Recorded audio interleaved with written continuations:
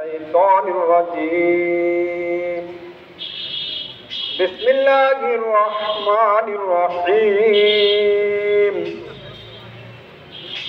ألف لام ميم أحسب الناس أن يتركوا أن يقولوا آمنا وهم لا يفتنون ولقد فتنا الذين من قبلهم فلا يعلمن الله الذين صدقوا ولا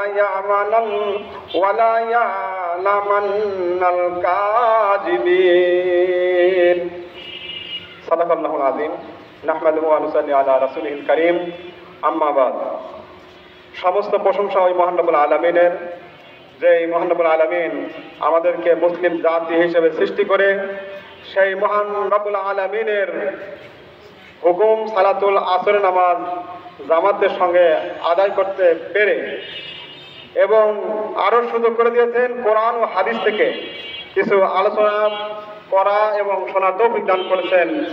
সেই মহান রবের শুকরিয়া স্বরূপ সকলে পড়ি আলহামদুলিল্লাহ।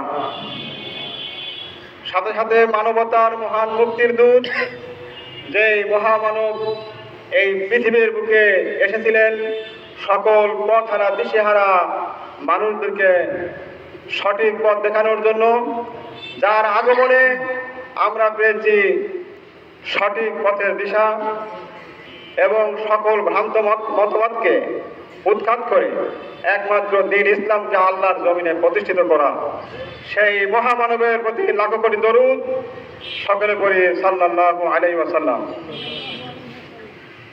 উপস্থিত আছেন বাংলাদেশ জামাত ইসলামের সংগ্রামী জননেতা উপজেলা আমির ভাই মোহাম্মদ আব্দুল খালিক মোল্লা। আর উপস্থিত আছেন উপজেলা সেক্রেটারি এবং নাটোর জেলার উলামা বিভাগের সেক্রেটারি মাওলানা মোহাম্মদ আব্দুল আলিম।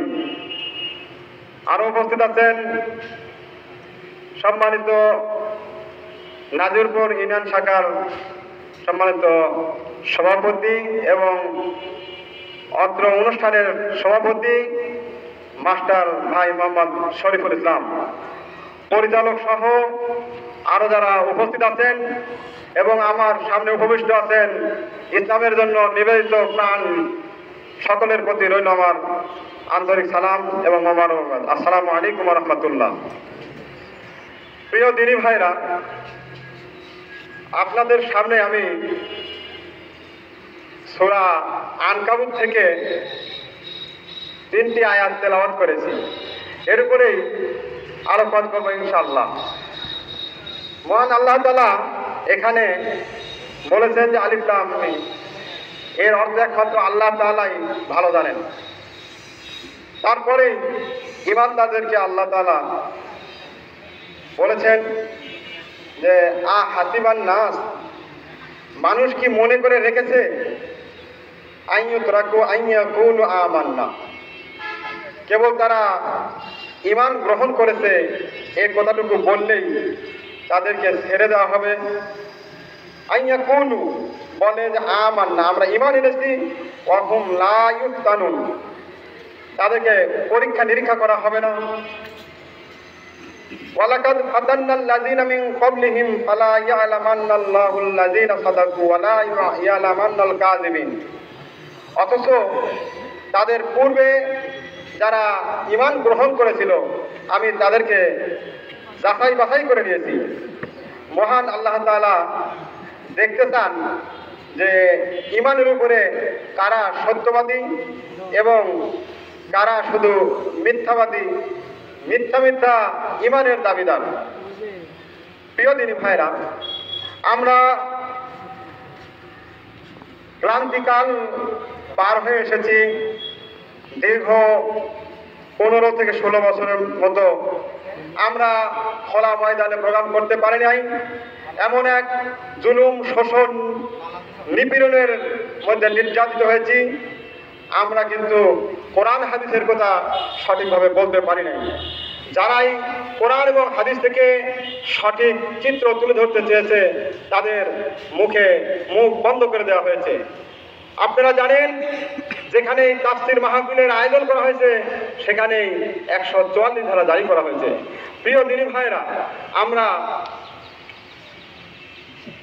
আমরা পরিষ্কার বুঝতে পেরেছি যে জুলুম যারাই করেছে বিগত দিনগুলোতে তারা কখনো চিরদিন টিকে থাকতে পারে নাই।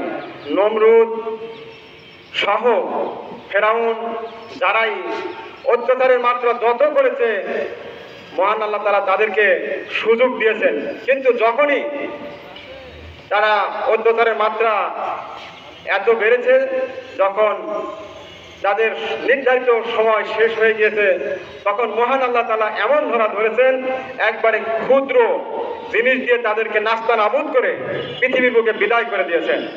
প্রিয় দিনী ভাইরা, নমরুদকে বিদায় করেছিলেন একটি ক্ষুদ্র নেংরা মশা দিয়ে। আপনারা জানেন, ফেরাউনকে ডুবিয়ে মারা হয়েছে নীল নদে। তেমনি ভাবে এই জালিম আওয়ামী সরকারকে দীর্ঘ 16 বছর এমন মজবুত ভিত তৈরি করেছিল, তার সেই মজবুত ভিতকে একটি তুচ্ছ আন্দোলন, ছাত্র কোটা আন্দোলন দিয়ে আজকে বাংলাদেশ থেকে চির বিদায় করে দিয়েছে। প্রিয় দিনী ভাইরা, আমরা যারা যে আলোচনা করেছি, যে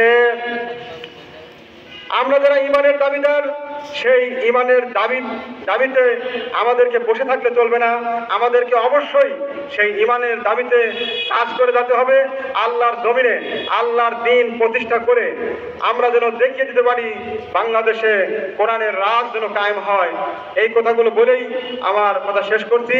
আমার বলার মধ্যে যদি কোনো ত্রুটি হয়ে থাকে তাহলে অবশ্যই ক্ষমা সুন্দর দৃষ্টিতে দেখবেন এবং আমার জন্য দোয়া করবেন।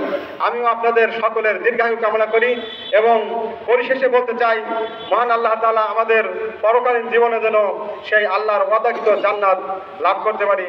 এই কথা বলেই শেষ করছি। আসসালামু আলাইকুম ওয়া রাহমাতুল্লাহি ওয়া বারাকাতুহু।